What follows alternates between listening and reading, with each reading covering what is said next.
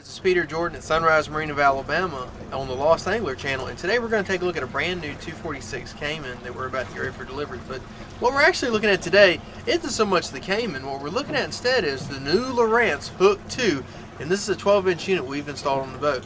This will kind of give you a good idea if it's the right GPS fish finder combo for you.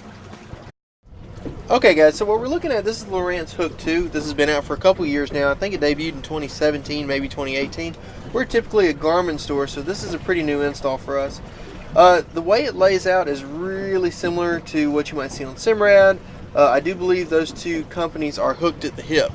Lowrance, I would say, what they market the Hook 2 as being is the simplest, easiest to use GPS unit, and I would say that that's pretty true. We notice there's some ups and downs, there's some give and takes just like on anything. One big plus is it is really inexpensive. So we're putting a 12-inch unit. We've installed this on the customer's boat and we're just over $2,000 with installation, so that's really, really good. Also, we found that the sonar capabilities of the unit were also extremely good. Downsides were the charts were pretty slow to load. However, once it did load, they were really, really detailed, so very pleased about that. So let's take a look at what I'm talking about real fast. You manipulate this not with a touch screen, but with a pad. So we're going to go to the charts. I'm going to zoom in. So, bam, what we're going to see is this is our cursor. We can see where we've come and gone. It takes a little bit for it to load. Now, if you've been on the charts page for a while, it goes right to it really quickly. And if you zoom out and zoom in, it's really, really clean. So right here, we're good to go. Now I'm going to zoom out and I'm going to show you what I mean. So you notice that gray section around there takes a little while to load up. Now if you go from a big picture down to a smaller picture, it's really, really quick. So this one, I would say for my own personal use, would not be something that I would be too terribly upset with. But I will say this is a lot of great detail as far as what's out there, and this I would say is more of a fisherman's unit. Now from here I can press the cursor button, and the cursor button allows me to take this unit wherever I want to as far as zooming in and out. So we'll go to where we've already been today. And we'll hit it. And from there we can set that. Now, if we're done with that, we'll hit the X button, and then we can zoom in and zoom out. So once you've gone from being out and coming in, it loads really quickly. So that's not too bad at all. Now, going from there, we're going to take a look at the sonar. Now the sonar is actually what we found was probably the best part of this unit. Standard sonar is a wide angle chirp, so this is really great for our inshore guys and our freshwater guys. Not so great for your super deep fishermen, but this is on a bay style boat, so this will fit well. The next thing we thought was really great, I like how clean this was to use.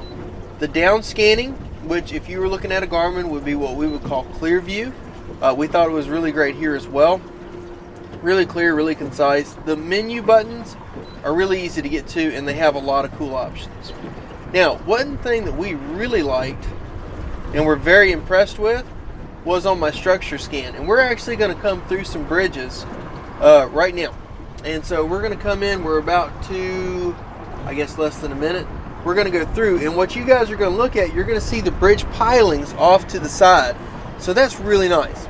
So this is really good if you're fishing structure, trying to get a feel for things, or you want to see what side of the boat bait and fish are on. So that's a really nice setup. So we're coming into the shade of the bridge. Alright, and our transducer is coming past it now. And here's our bridge pilings. So that's really nice. You can see the shadow that's been cast by the sonar. So we thought that was a nice setup, especially for the dollar amount we're paying for the unit. Now, if I want to, I can combine different screens.